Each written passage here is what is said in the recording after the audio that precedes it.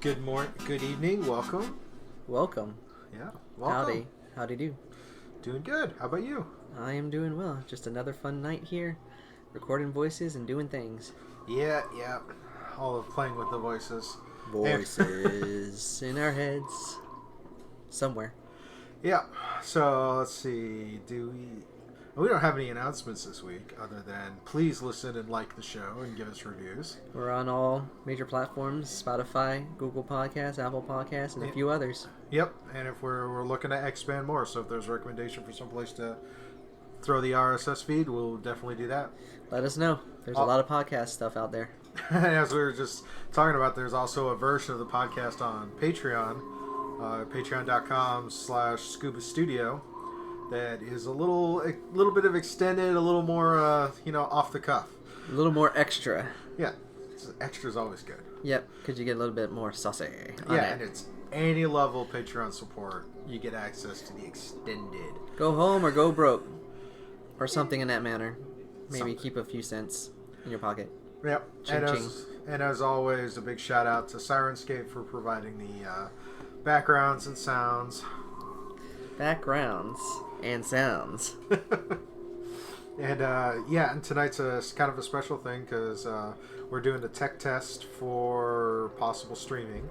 So got our good buddy Saladin doing some tech test to see how we can do about that, setting up the macros and whatnot for streaming. Put our faces on the interwebs. Yeah, no more anonymity. No, we are there somewhere. Somewhere. Many mirrors will be broken. Probably. Many have been broken already. Hey, Cursed for the worst in the best. Yeah, so Saladin's in the background. He may pipe up and pipe in, and of course our ghost is always here, ready to keep Rye in check. Rye guy is in checked. Occasionally you'll hear a... Oh! Slap in the face. Slap in the face. Oh no. I only slapped him once. That's all that mattered. Scary. Very Raise that scary. He was hand. shocked. Shocked and surprised, but it got me home. I was waking him up. I have to make it home somehow. Yeah, you do have to go home every night. Yes, I do. Got things to do. Alright, so I guess aside from your oversleeping, what else you been up to this week? Oh, not much. Not much? Well, it's a lot of stuff. Just not much these last 2 days. Just work. But over the weekend, did go see a film. I took my mom to see a film. Oh, So really? that was a treat. Cool. Same film or different film? Same film. Oh. So it's intriguing. Okay. And then also, I went and got sushi with some friends, and celebrated my brother's birthday last Friday. How did that go? It went very well. We went and ate lots of meats at a place known as Texas de Brazil. Oh yeah, that place. All the shenanigans we got into at that place. Yeah, I love the food there, and I especially love the Brazilian sausage and the leg of lamb. Those are my prime choices. Yeah, all you can eat meat buffet. Oh yeah, and then he got a very nice gift for me. Oh, he did? Yeah. He'll be definitely enjoying it days to come. Hopefully. He better. But, yeah. Other than that, just the typical stuff. I'd got a paper done that I needed to get done. So I'm pretty much free week from school other than reading some stuff. Oh, was the paper on?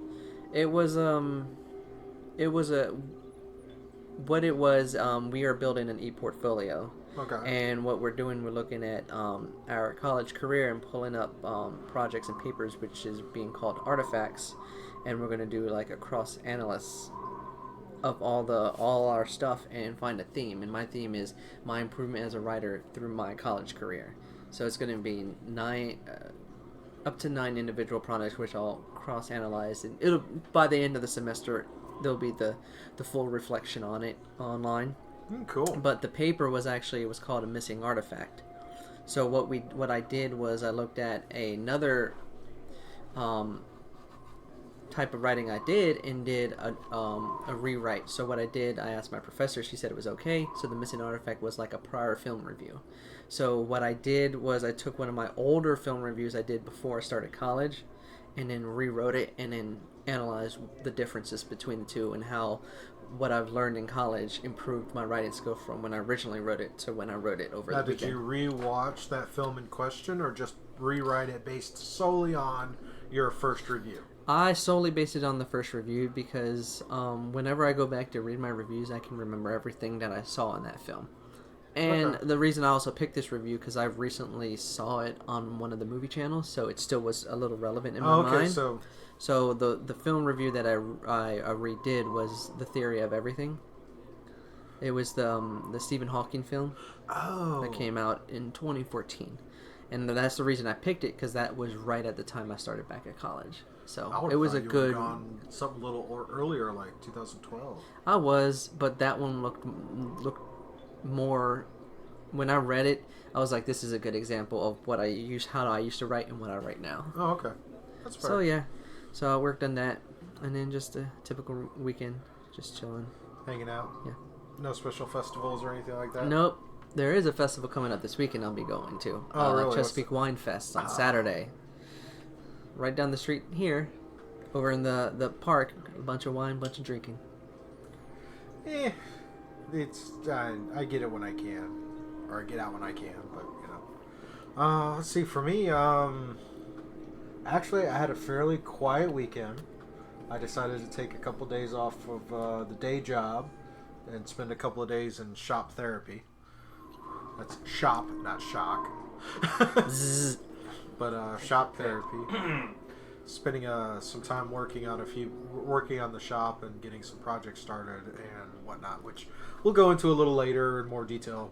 Good times, great weather. The weather was amazing. It was good weather this weekend. It was absolutely phenomenal. Especially when I went jogging, I was like, "Ooh, that nice chill breeze." Oh yeah, got the low blood humidity, great. Low to no humidity is always great. The weekly movie review. Dun, dun, yes, dun. sir. A very big film coming out, and this is pretty much the start of the Oscar season, so it was a good bang for your buck for the film that was at the theaters this week. Oh, really? And of course, we're talking about Joker. Yes. With Joaquin Phoenix. A very, very different kind of Joker, you could say. Okay, this one was marketed as kind of an origin story piece, right? Yes, the film is a basic origin story, but it's more or less tied to the comic books, other than just having the palette of the Joker itself. Okay.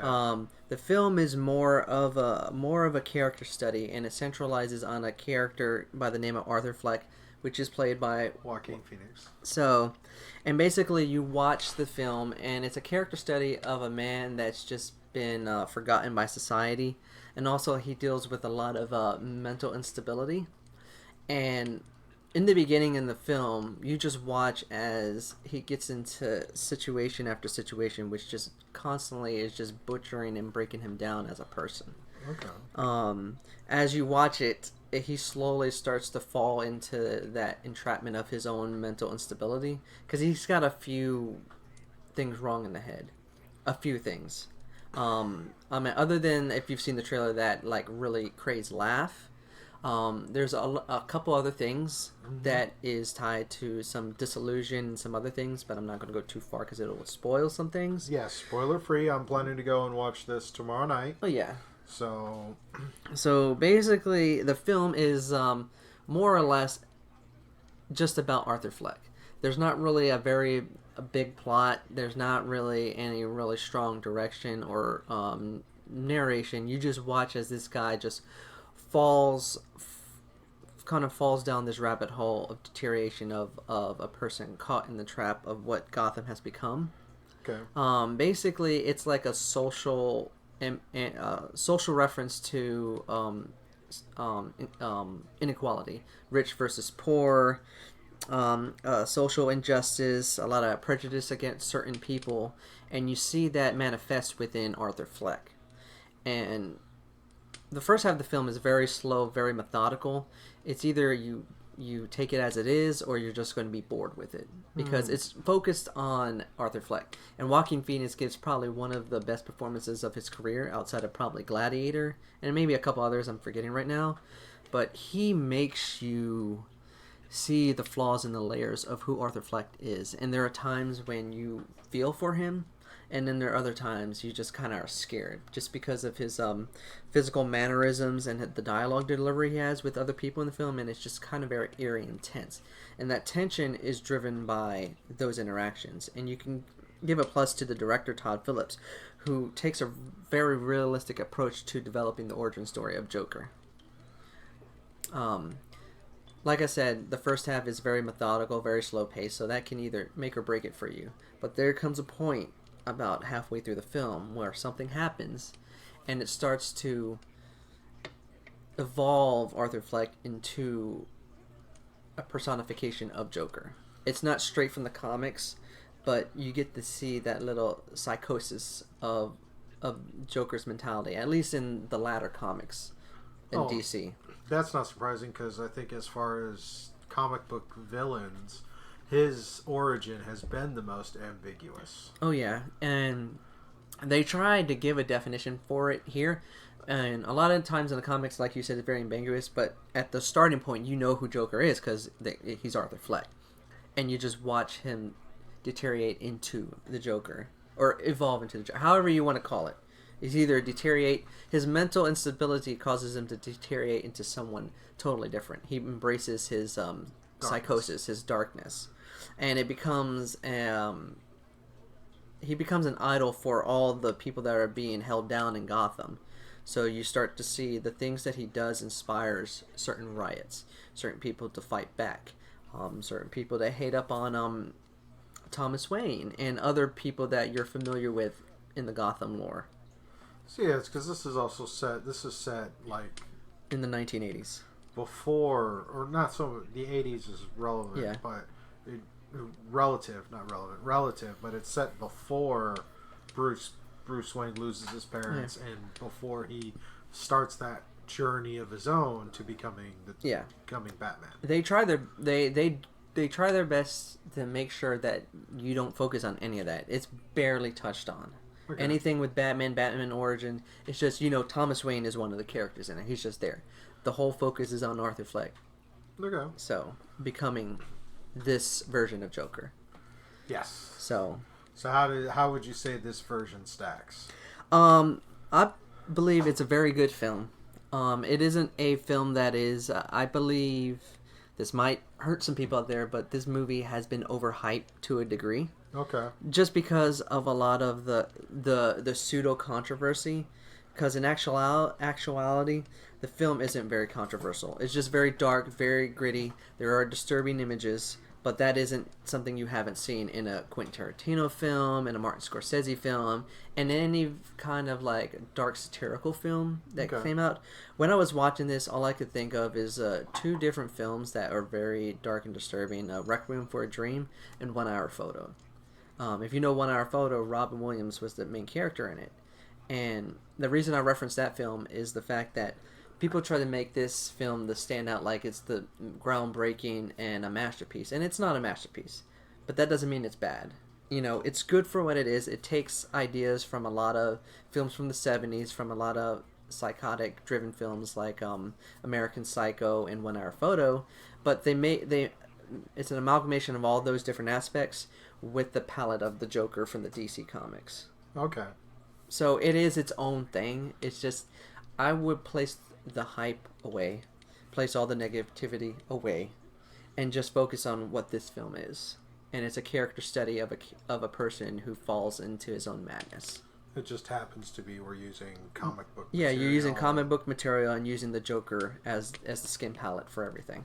Is our final verdict? Because of the strong acting from Joaquin Phoenix, which I think he deserves a nomination for this film at the big awards. Yeah, best actor. I'm not gonna say that he should win it, but he should at least get a nod because of he carries the film and the very dark and gritty atmosphere that's built around, and this different take on Joker and Gotham. I give it a 4 out of 5 full price. It is worth seeing at the theaters. Sweet. Yeah. So like I said, I'll go and catch it tomorrow. Is there any good standout supporting cast? Zazie Beetz is a good standout. She is like the pseudo love interest in the film. Okay. But I'm gonna leave it at that because anything else would just be like what?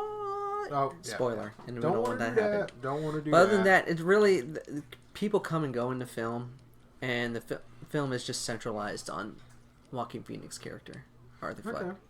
Oh yeah, small role. Robert De Niro plays a talk show host in the film. Stand Yes. out in his role. Take a little wagon journey. We're gonna calling this segment kind of the state of game, because we're working on improving our format towards a nice, easy.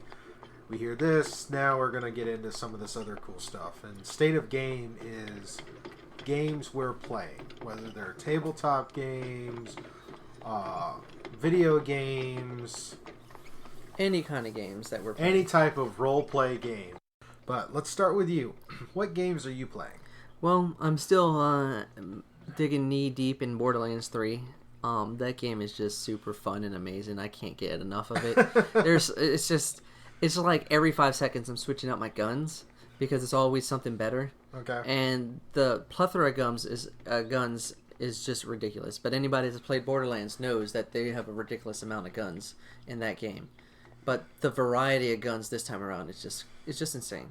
And It's some of the comedic elements like last. Man, the comedic elements, it just catches you off guard sometimes. Like when you come across certain characters, certain like bad guys, you're just like, I'd rather just laugh at you than kill you because you're just funny. But other than that, I actually started playing the Division 2 on my Xbox instead of the PS4. Okay. Yeah, Just you were so- saying you family member got their hands on an Xbox with Division 2. And... Yeah, so now that person I have more people to play with Division 2 on Xbox, which including you if you ever get it.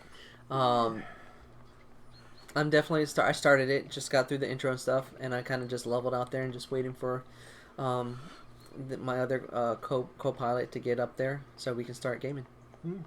Well, I haven't gotten in any video games yet, but so I'm up for recommendations. Division 2.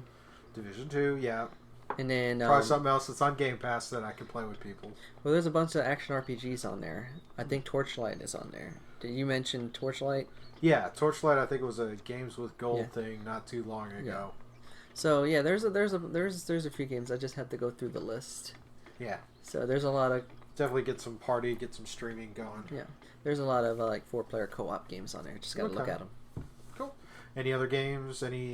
The other games I would be playing Devil May Cry 5. I haven't picked it up in a while, but still getting through that. And then on my Switch is Octopath Traveler. How's that going? Because you've been playing that one for a minute. Yeah, well, I play that off and on. It just usually depends on whenever I pick up the Switch or not. But when I do pick up my Switch, that's the game I play. Oh, unless I tap into that Super NES Online thing and I start playing Super Mario World till the cows come home. But yeah, Octopath Traveler is pretty cool. I like the story-driven elements, and I like the old-school JRPG feel that it has. Yeah. The turn-based is a little bit different than traditional JRPGs because it goes on a scroll bar kind of thing. So there's different actions, and then the way you can attack, you can buff up your attacks or not, and the variety of attacks depending on which character you use. There's a lot of different scenarios you can use when you're in a fight. With Borderlands 3, have you set up another character, or you're still using your Siren? I'm still using my Siren. I'm just buffing her up, getting her powers, getting all the guns I can get. Okay. I do need to go back to fight another boss because I thought I could take him on, and then I realized I couldn't. I kept dying, and I was like, you know what? He's too high level. I'll come back around. So I'm going doing some other missions in a different place. And the one thing to mention on Borderlands 3 is that, unlike the first two games where they take place on Pandora, this one, you go out in the universe. So you are going to different places and doing different things. Yeah, that's Gamer's Little Playground, and on that, I thought I was just dying laughing. Oh yeah, it's right now I'm in a place. It's called Athenas. All right, I think that's what it is, and it's very Asian themed. The way the temples are, Okay. so it's pretty cool. So that's where I'm at right now. Nice. Last weekend was the monthly get together for the Teens on Parade group. That's the the group of teenagers that descend upon the house every month. And, So, how's their story going? well, so we decided to time jump, right? How much of a time jump? A month, because it was a month since they were here. We time jumped a month. The ship crashed. Repaired the ship. The ship is close to ready to take off again. Okay.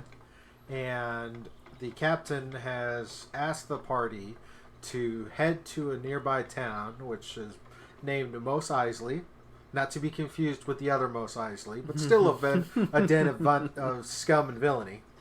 Villainous.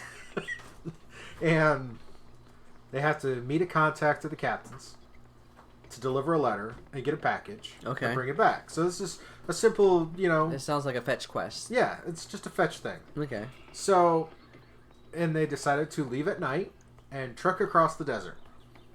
Well, it's a little colder at night, so that might be better. It wasn't bad. Okay. And of course, getting them to realize, hey, it's nighttime.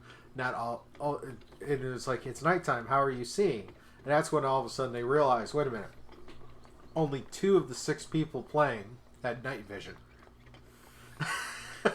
Sounds like a bad decision coming up. Yeah, it wasn't bad. Okay. And then, of course, using Xanathars for the random encounter tables. I do this because, and I did this with the Airsoft D&D group last time, is each person, I'll go around the table, and each person will roll a d20, and depending on the roll, be whether or not there's an encounter or not. So this one, we got 3 people around by 4 people, then finally rolled an encounter. Okay. So I rolled the encounter table, and... Okay. Right? So this is the setup. You're trekking along, you're in a valley between 2 sand dunes, and you hear this noise, and for those with dark vision, they can see this air elemental is traveling across the dune. And took notice of you and is coming towards you. What do you do? So for all of my stuff, I don't typically say, hey, death and destruction, or hack and slash. It's, okay, party, what do you choose to do when this is coming up? Now, the Airsoft crew a few weeks ago had decided to avoid as many confrontations as possible. I probably would do the same. Teens on parade, not so much. But, yeah, that turned out to be a fight that knocked 3 or 4 of them unconscious. But I played it off as, this air elemental is not in the mood to fight. It's not being aggressive. It's being defensive. Yeah. So it's not hitting at full force. But the comedic parts was one of my characters is obsessed with having a familiar. So he summoned a chicken familiar. Okay. All right. So this is supposed to be a fiend who's disguised as a chicken. Colonel Clux or something like that. So he's sitting there. It's like, oh, I'm really scared of the dark, so I'm going to pet Colonel Clux. Pet the chicken. Yes, that joke made multiple times. And then at the end of near the end of the fight, the air elemental decides to leave. Okay. Because it's realizing that the party is not much of a threat to it. Colonel Clux takes an attack of opportunity. That just sounds even worse than before. Oh yeah, because air elementals have a special ability called Whirlwind, and it succeeded in hitting Colonel Clux with Whirlwind, and launched him out 20 feet. And before he even hit the apex for the distance, went poof. Cluckety cluck cluck gone. Oh yeah, it was great because we were doing a miniature tech setup for streaming, at least my point of view for the games. Yeah. To at least record video wise. So Saladin was hanging out. He played Colonel Clux. I had a battle plan and everything. It was awesome. Chickens go boom. They were surprised. The kids were surprised because I had my laptop pulled open with all the stats that I needed, everything I needed. Boy, was it fun. Kaboom. Yep. Oh, wow. Kaboom. And of course the other major gaming stuff, Saturday and Sunday out on the Airsoft Field. What did you do? Well, Saturday I marshaled. Okay. So, and Saturday there was a couple of really good games sessions throughout the day. The really fun one was the scenario. So here's your setup. You have your two teams, tape and no tape. And tape team had two cases. They'd take one case to a Foursquare in the town we call the Thunderdome. Okay. And Foursquare courtyard. They had to take it there, hold it for 5 minutes, and then they could take the other case to the LZ clearing. Okay. So I go with the defending team or the no tape team. The tape team is the one that has to move these boxes. And we go and do the briefing so that, hey, you have to move these boxes and whatnot. You have to, these boxes are there, you have to prevent them. And it's like, all right, well, maybe we need to send people here, send people there. And then it's like, so one of the players said, look, we just got to stop them from getting to the Foursquare. We stop them from doing that, we win. And it's like, yeah. And then whistles blow and they go. Okay. I follow around the pond to where the set of trails are, and there's the no tape team just lined up along the tree line. For this game went on for like an hour, and for the majority of that time it was a straight up stalemate. The tape team could not break the line to get the case up. Finally they decided to kind of try to get in around. Yeah. Which came out to be a battle between the bunker and the bat house. And it was just every time it was one of these, I had this group of like 4 no tape all prone on the ground trying to pick off on the trail. And meanwhile, and slowly the team's coming up on the trail. And they're like, oh no. And then finally the tape team takes out 3 of the 4 people, and the 4th one's like, can I just respawn? Like, yeah. Put your dead rig out. She's like, all right, they're dead. It's over. The tape team thought one of the guys in their group interpreted that as the game was over. So they just stopped all decorum of stealth and tactics and just walked off the trail. Doopy-doopy-doo. And it was like, and I could see out of the corner of my eye one of the tape team or no tape team. He was posted up on the bunker. Yeah. And he just lined up and went pop, pop, pop, pop. One of the guys, I'm standing there as people are getting hit, and the guy's like, so wait a minute, did you hit me? And he goes, yeah. I thought game was over. I'm like, no. I'm like, crap. Bad decisions, misconceptions.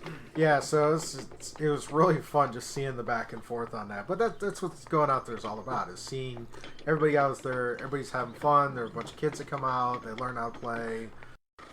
It was good times. It's always good times out there. The weather was great. Yeah, that was one good thing about it. Sunday was a small group, but it was a good group. Yeah. Field is a big community. Even if you're in different teams, which was more so on Saturday, you're on different teams, but we had a kind of a meat torpedo that someone had made. He had made like 12 or 13 of them. Other teams would come over and grab some.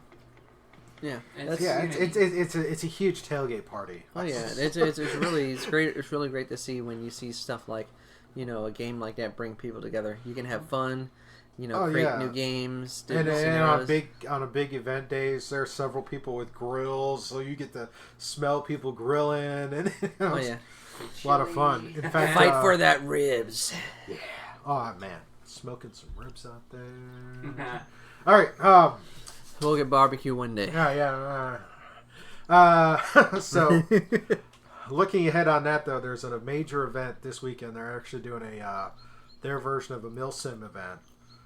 Huge multi location thing. It's called Fenraith, and that has all the indications that it's going to be just amazingly fun. But of course, most people listening to this, Fenwraith will have completed, so I have to look forward to that. But what we can look forward to is the return of the Zombie Day. More zombies are coming. Oh, this is fun. In fact, I got all the official good word there, so because gotta promote this. This is, you have survivors and zombies. Survivor. Now, survivors have their. You can go to. Basically, just go to Balahack Airsoft, go to the event page, and you can find the link to the Z event. And then at the bottom, there's a link that says Z Intel, and that breaks down everything you need to know for doing this. They've got 400 survivor slots, and then that's the pay to play section of it. And at this point, between now and the event on the 26th of October, it's registration right now. It's like $70, but you go out there, you wear like flags, like flag football. Okay. And you're collecting resources and trying to put them in bunkers and safe zones. And meanwhile, you have this zombie horde all throughout the field. That is awesome. On so many scales. Well, and to be an all-day zombie is free. And the thing is, you can totally go dressed up for the zombie thing. If you want to just go all out for your Halloween zombie and go out there, just FYI, because it's an airsoft field, you will get shot as a zombie. Yes. However, you have a 60-second res. So you get shot, you take a knee, count to 60, stand back up, and keep on going. And with the zombie event, also take note that there's no actual weapons over 400 FPS. That's good. Which means that anything that normally would typically be on the field that you can shoot at any distance is the only thing allowed. So shotguns, pistols, and some AEGs or rifles, so to speak. It says right in here. It's no. Sounds like most zombie stories anyway. Lever action or bolt action rifles, shotguns, and pistols. That's it. Yep. So no machine guns or anything crazy like that. And if you go check out some of the stuff on YouTube on the Balhack's YouTube channel or Swamp Sniper's YouTube channel, you'll see it has all these, and it's like there's a couple moments you're a little. It's like, okay, this is getting a little intense. There's one point he's kind of holed up in a Connex box, and they're all worried about the big door looking out. Yeah.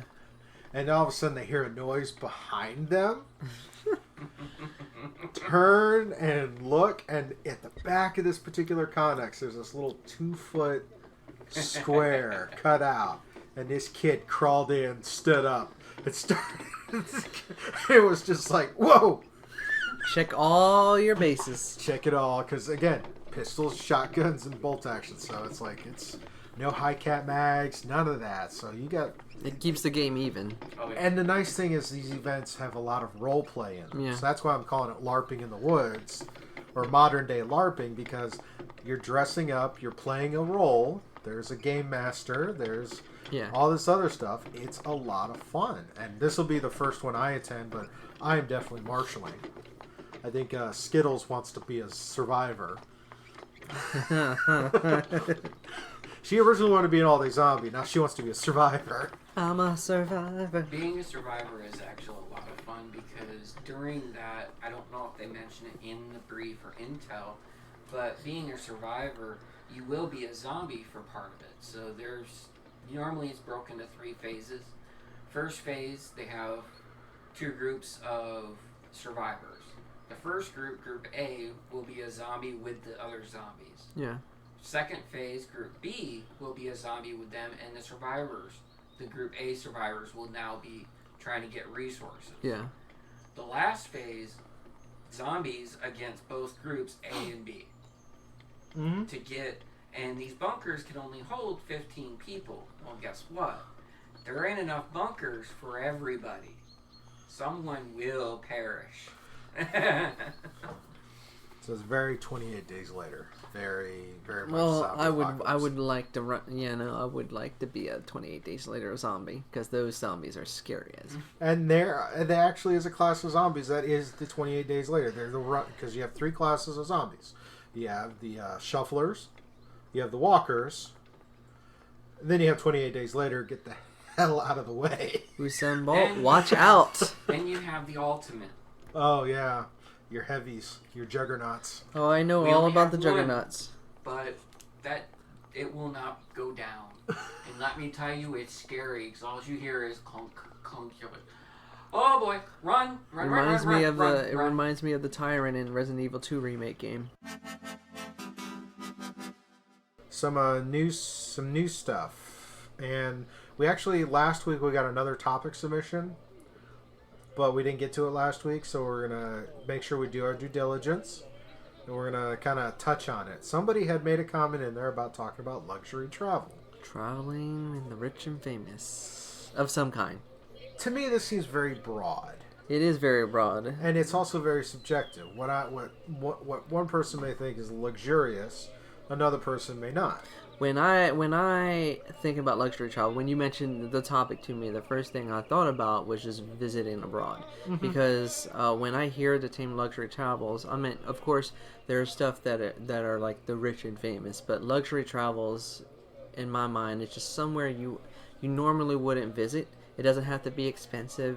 It doesn't have to be extravagant. Just be something new outside of your own norm. So, a good example for me would be me traveling to Montreal. You know, visiting the sights and sound of Montreal. It's something new, something different, something outside of the norm that I would do. Mm-hmm. Or visiting, like, one of my bucket list items is Scotland. I want to travel to Scotland so I can see the hills, try to trace back my heritage, and just see a bunch of other things I normally wouldn't see on an everyday basis. Or even just a place that I do frequent a lot down in South Florida, Miami, the Keys. Different scenery, different place, different experiences. Okay. Well, I mean, for me, it's... I was thinking about it. So there's a lot of luxury travel. Obviously, you know, going to one of these pristine postcard locations. Yeah. But I want to kind of turn this to what would we consider a luxury travel? Let's spin it in the nerd way. Yes, in the geek and gamer and all of that. And I have to say, it would be going back to Seattle to do PAX Prime. That would be one of the big things. Actually, I would put at the top any of the list. cities for PAX. Yeah.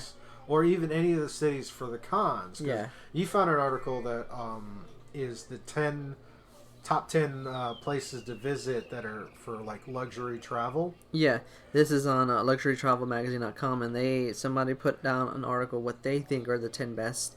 And when you skim the list, it's a good variety of different places. You got Caribbean locations, locations in Southeast Asia, South Asia. Like one of the locations you might not consider luxurious, but it is a luxury destination, Tokyo, which would be a prime space for us nerds because you got all Tokyo that Game Show. Yeah, And exactly. the home of Nintendo and the home of Sony. And the home of everything anime.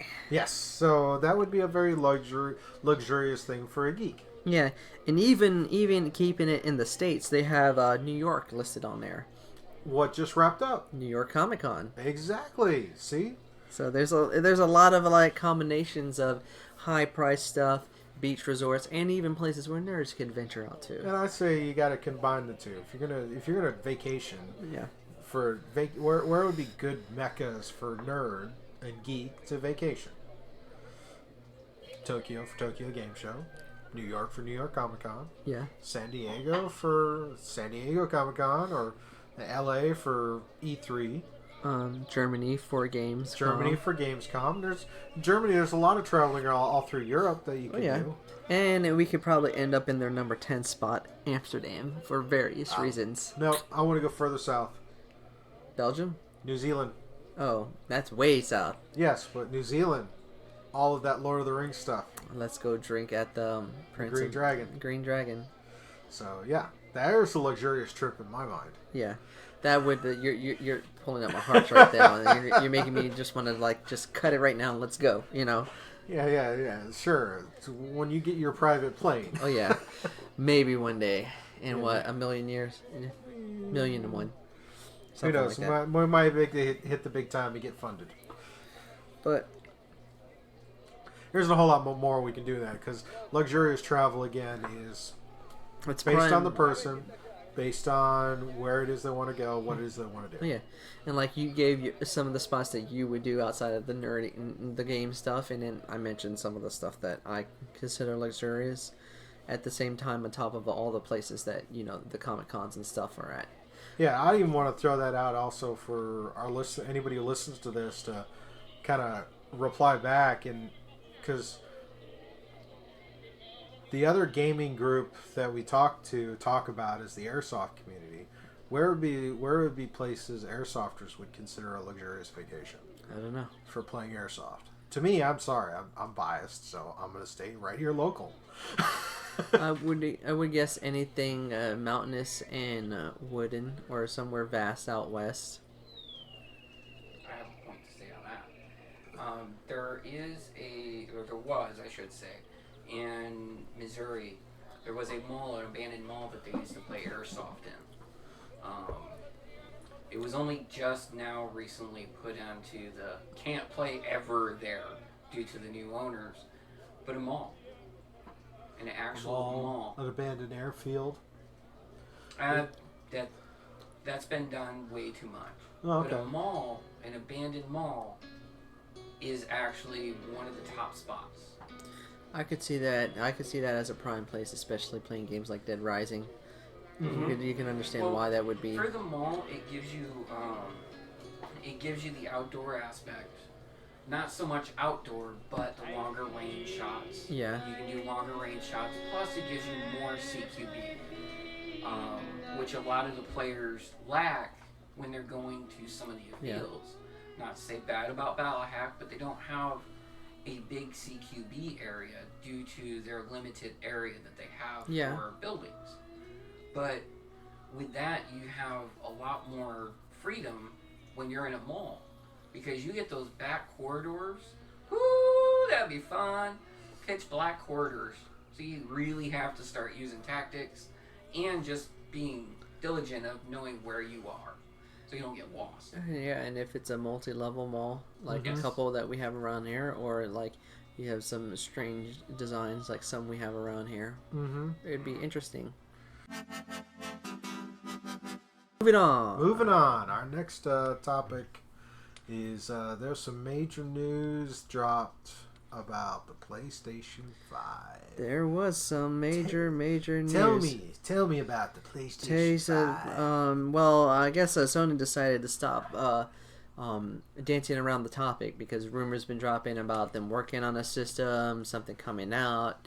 Microsoft is coming out with theirs, so Sony has to be working on it. So they decided to just cut the bait and come out and say, yes, they're working on the next console, and shocker, it's called PlayStation 5, as reported on Kotaku.com and various other websites, but the main article we're reading from is Kotaku.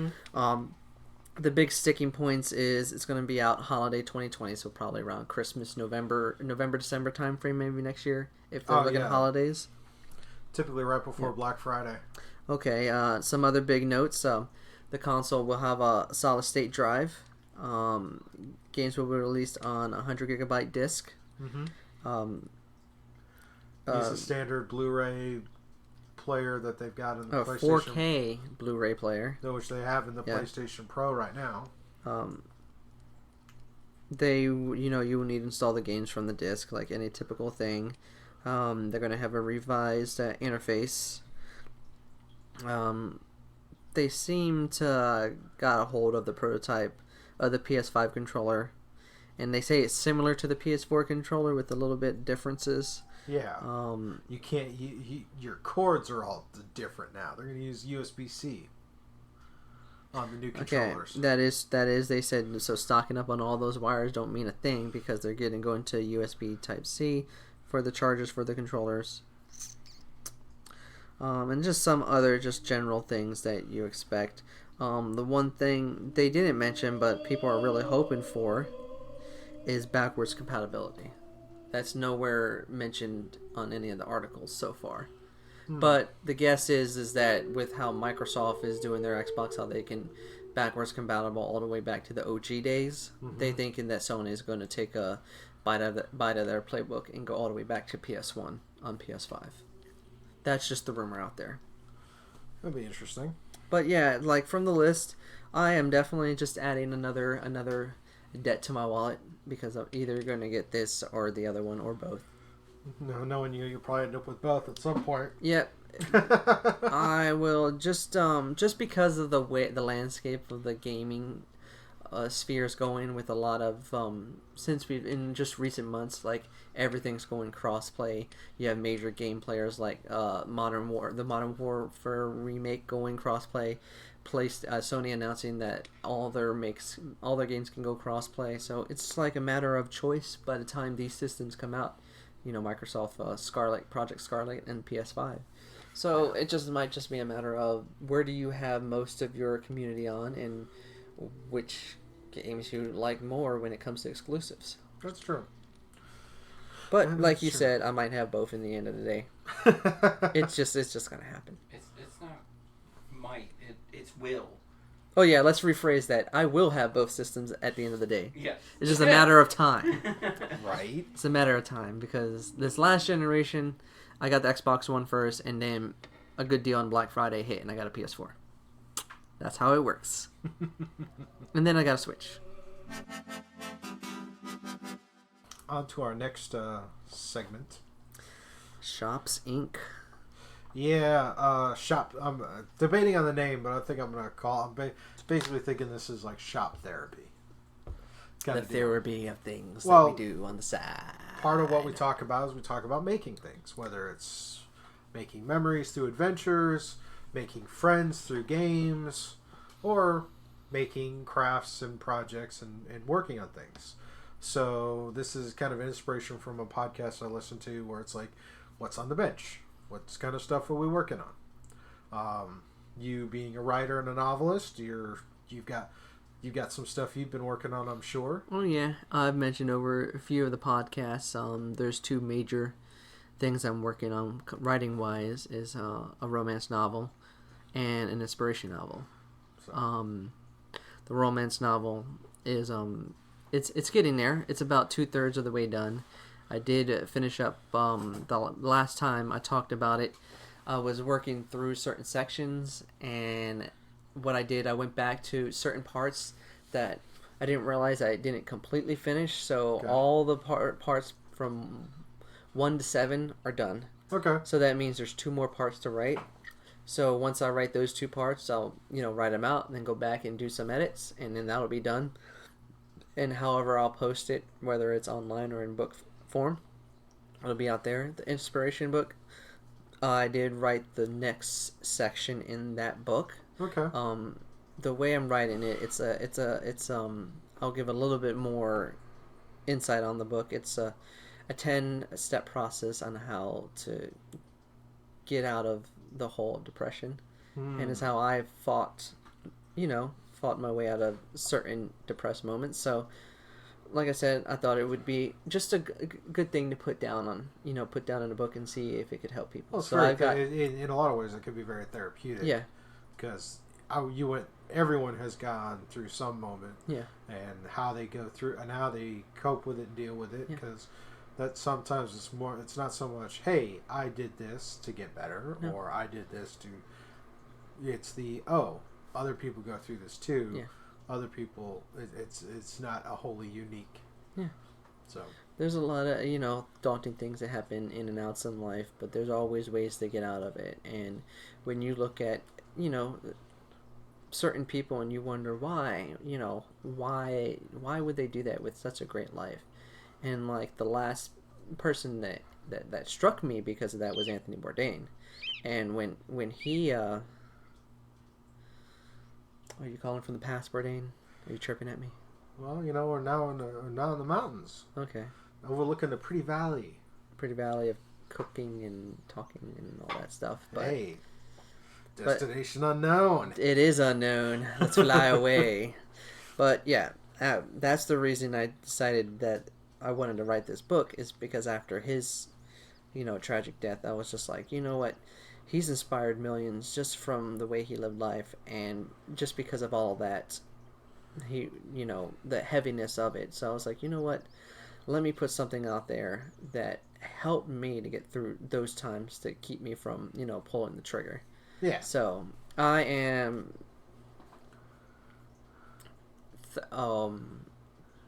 halfway through that. I was trying to remember what number, but I can't remember. But halfway through it, so I have a few more sections to write before I have somebody look at it before I decide to put it out there. All right. So those novel projects are going good. Plus Oh, yeah. the school stuff. Oh, yeah. That's a project. That is a major project, and it's I can see the light. It's so close and almost done. So Right. But yeah, I'm also working on my application for grad school, so that's another big project. Oh yeah. Yeah. That's definitely not a hey. Here's my application. No, Here's my it's application, no this, just this, picking a this, school this, and this, applying this. for undergraduate. Like, what I'm learning is that applying for a graduate program is more in depth than it usually Than you thought it would be. Yeah, than I thought it'd be. But it's okay. I'll get through it. All right. For me, because I'm the crafty, I do a lot of physical crafts.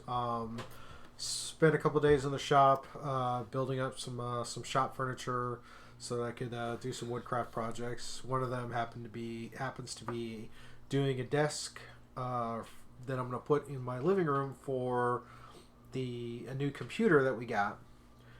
And as with that, I've been experimenting with taking video of my building process to move into actually putting video content out on the YouTube channel for these projects I build. Okay. Since I dabble in woodworking as well as dungeon crafting and even some of the anything else I kind of work on building or get into building, it's like, oh, could be fun. I mean, everybody's got their take on it, so there seems to be plenty of room for anybody for the maker, as far as the maker side, because I feel I identify more as a maker than any of the others, but making can influence all these other things. Yeah. So that's something. Those are basically what I've been working on. Is just I've got this one where I had to repurpose some cabinets I got to. It's like, okay, I don't want to throw these out. I want to reuse them. So I combined them to make a outfeed table for my table saw. That's actually a real nice, solid, workable surface. Yeah. Which I posted a few pictures up on my Instagram. There you go. So to kind of showcase the shop therapy and what I'm building. So hopefully that will be the start of many projects to come. Many, many, many. Yes, because I've got tools I've got to repair and all kinds of interesting content I could work on. You have a list of things to do and a list of things to grow. Yes, very much. Some odds and ends, and then we're wrapping up. Yeah, there's a lot of things that fell in the interwebs this past week. Oh, really? A lot of random news article items and things to talk about. Oddly enough. Uh-oh. What? Start us off, man. Okay. Don't keep me in suspense. I gotta get this suspense build. But yeah, well, just quick hits going down. As reported on IGN, Red Dead Redemption 2, the big game from Rockstar, is coming to PC. Oh. Master Race. Yeah, PC Master Race over there. Red Dead Redemption 2? Alright. Oh, yeah. It's going to be launched, I think, October 22nd. Pre-orders start off in October. It's going to come through the Rockstar PC launcher. Yeah, pre-orders begin October 23rd, and if you pre-order, you get a bonus of 25 gold bars for Red Dead Online. Oh, yeah. And they said also giving away on the pre-order bonus exclusives on Rockstar launcher through October 22nd, which includes 2 free PC titles from the following: GTA 3, GTA Vice City, GTA San Andreas, Bully Scholarship Edition, LA Noire, the Complete Edition, or Max Payne 3. So you get to pick 2 of those for free. Ooh, so many choices. Oh yeah, there's a lot of good things coming out. Sounds like somebody might get it if they really want to play the game on PC. But yeah, from the time I did play it, I might go back to playing it again because it's just chilling in my drawer. But that game is a very in-depth game. Oh yeah, and any of that Wild West stuff is cool. And the thing that I appreciate about the game is that the way that you play the game is like you're living through a Western. Because it's very methodical and story-driven. So it's a little bit different than your typical open world, but it's one that you have to appreciate what they did. Mm-hmm. All right, next up is some news about the new Square Enix Avengers game. Oh, yes. This one seems like really good news. This one came out of left field because it's not something that anybody really picked on. And if you've seen the trailers for the Marvel's Avengers game that Square Enix is developing, you would hear like a narration of a voice, but nobody really knew who it was. But they've confirmed that it is a playable character. And who is that playable character, Scuba? That would be Kamala Khan, a.k.a. Miss Marvel. Which is, I think, a very promising news because other than, like, whenever you play games, you always expect certain DLC of certain characters. They always pop up. But they're taking a different approach here where they're actually pulling a different character that just recently has popped up in the comic books. Kamala Khan, Miss Marvel. So well, that and she's getting her own series on Disney Plus here in the next year or two. Yes. So I think that's that's an interesting tidbit. It's an interesting tour, but I think a great selection because it is opening the doorway that they might do more experimental choices for characters, regardless if it's games or shows or movies. Speaking of Marvel, apparently news on the Infinity Saga. The Infinity Saga, as reported on Screen Rant, the complete 4K and Blu-ray box set for the Infinity Saga, which is 22 films. 23, okay, correction. 23 films is going to be released, but it's going to come at a hefty price. Yeah, $500. Yeah, the box set will cost $549.99 and will arrive November 15th. So basically, $550. The entire Phase 1, Phase 2, Phase 3. Yeah. From Iron Man to Far From Home. Yeah, you're going to get all of those movies in 4K. So that is very awesome, but that's not going to be in your stocking this year. Yeah, like we were just joking about this in the pre-show. There is a limit to my movie spending habits, and that right there is a limit. Because as amazing as this box set is, like you just look at it, all 23 films in 4K, and you get a lot of extra content. You get booklets. You get a lot of colorful things. There's a little picture of the signed Avengers. It's just I meant like. That would be like a darling Christmas item. Anybody out there listening that want to get me a Christmas gift, but other than that, this is a box set for comic book geeks all around the world who really have enjoyed what Marvel has done in the MCU. Okay. From their good and bad films, it doesn't matter. Just experiencing what they have built over the last 10, 11 years, and the way they have created characters, fused storylines with comic book characters to make something of an experience. Oh yeah, totally. So I think it is a hefty price tag, but it would be worth it for anybody that buys it. I'm just gonna go for the digital sales personally, but I do think it's really nice for those collector kits. Yeah, maybe I'll get it, but I'm gonna have to wait for that price to drop. Speaking of other things, as far as prices, Sony cuts the costs for their PlayStation Now subscription service. Yeah, as reported on GameSpot, they dropped their price down to $10 a month instead of what it was previously, which was $20 a month. Mm-hmm. And you can have an annual membership for $60, down from $100. And as if this wasn't good enough, they decided to put added a lot of their first party games from the PS4. Oh, yes.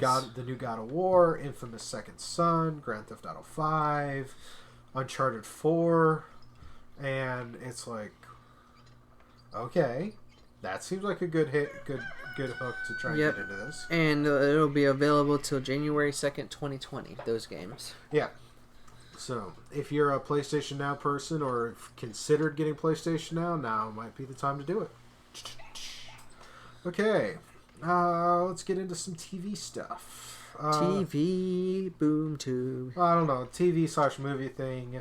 Apparently, Disney Plus, possibly either way, Disney is up to something with some reboots. Yeah, Don't want to infringe on copyright. No, we won't. But you get the beat in your head. But as reported on Screen Rant, Inspector Gadget live action movie being rebooted by Disney. But like you said, it could look. Judging from this article that we're looking at and looking at the names that are attached as far as producing and production value, this is probably going to be a Disney Plus exclusive, not a new theatrical release. Yeah, so on the article, it doesn't mention Disney has hired writers Mike Day and Street Seedle from Saturday Night Live to work on this new live-action film with Jonathan Irek and Dan Lin, who were part of the Aladdin live-action film, to produce it. Yeah. So, like you said, it looks like it's being developed for Disney Plus. But even if it's being developed for Disney Plus, it's another reason to get that subscription service. And there's a tidbit in there that looks like the same people. Some of them are also working on a reboot of the Home Alone franchise, which would either be good or bad, depending on how close you feel about them trying to recapture the magic.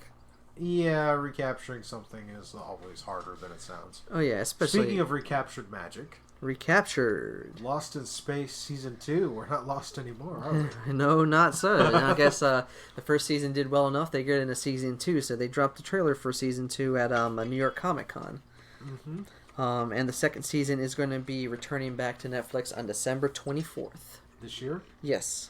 Oh, there's a Christmas present. Oh, yeah. So definitely... Sorry, I watched Lord of the Rings instead. But hey, that'll be a good thing to watch. Lord of the Rings is a Christmas movie. Oh, yeah. All three. Yeah.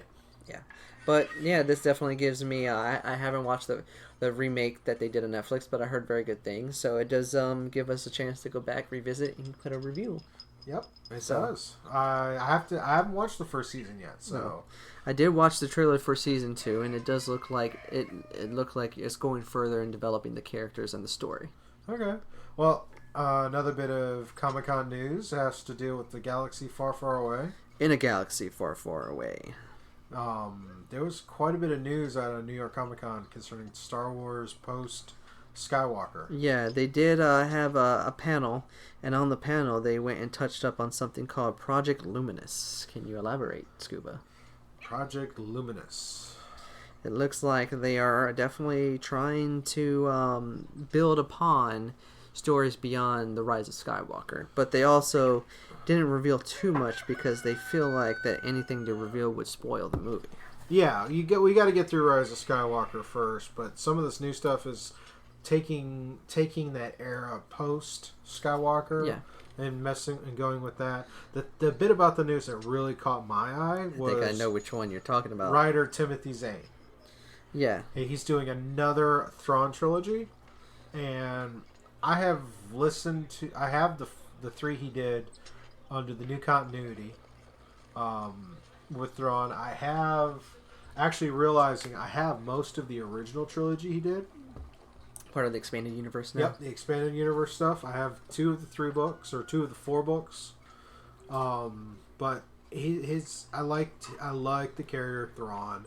I kind of want to see, and given the hints on this, it looks like we're gonna get a little more info on the Chiss ascendancy.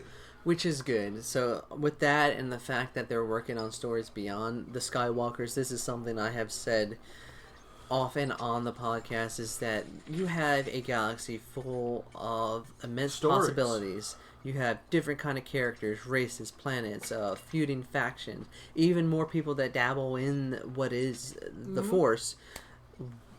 There is more story to tell than just the Skywalkers.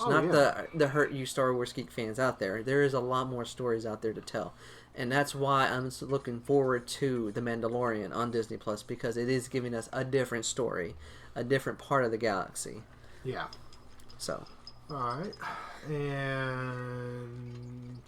one more thing, or 2 more things.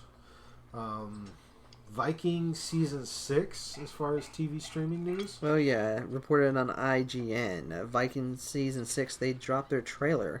And Season 6, which will be the final season, will be dropping 20 episodes. The first 10 episodes will start in December, then I'll have a break and put the other 10 episodes next year. So if you're a Vikings fan, get ready to dust off your axes and check and see what's going on with that. And we'll close out the main section of this with a story about Joker. Joker went and did some big things this weekend.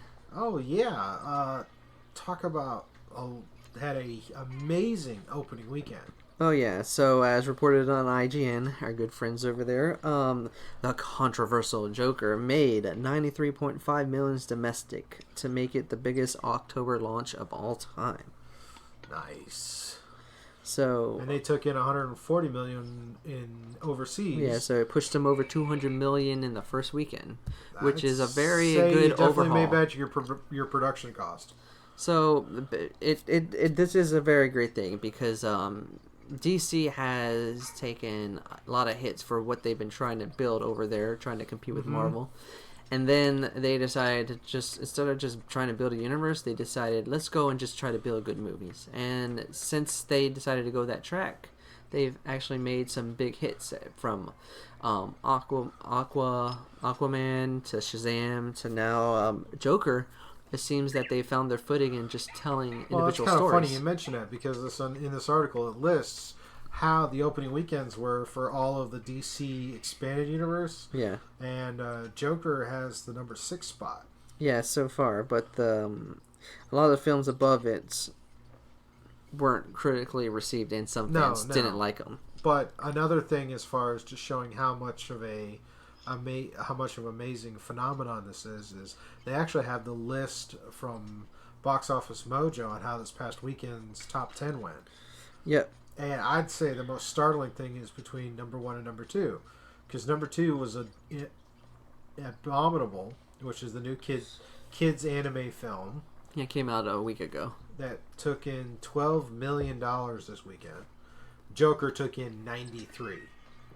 It looked like a lot of people went and saw one thing over the other. I would say so. It Chapter 2 is still hanging in there. Oh yeah, it is hanging in there at number 5. The one I liked seeing is that there a movie that I reviewed a few weeks ago, Hustlers.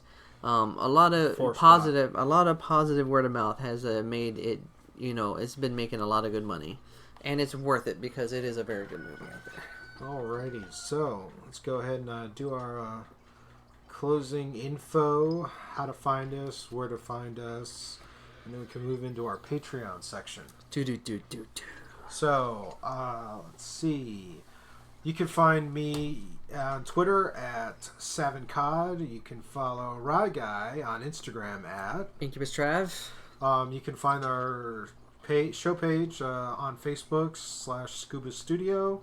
If you like the show, want to contribute to some of our production and future projects, you can go to patreon.com/Scuba Studio. For feedback, comments, and whatnot, feel free to email us at scubastudio@gmail.com. And as always, special shout out and thank you to Sirenscape for letting us use the backgrounds and soundboards. Anything else? Just to email us suggestions, tips, likes, dislikes, anything you want to talk about. Yep, and remember, you can find us on Apple, you can find us on Google, you can find us on Spotify.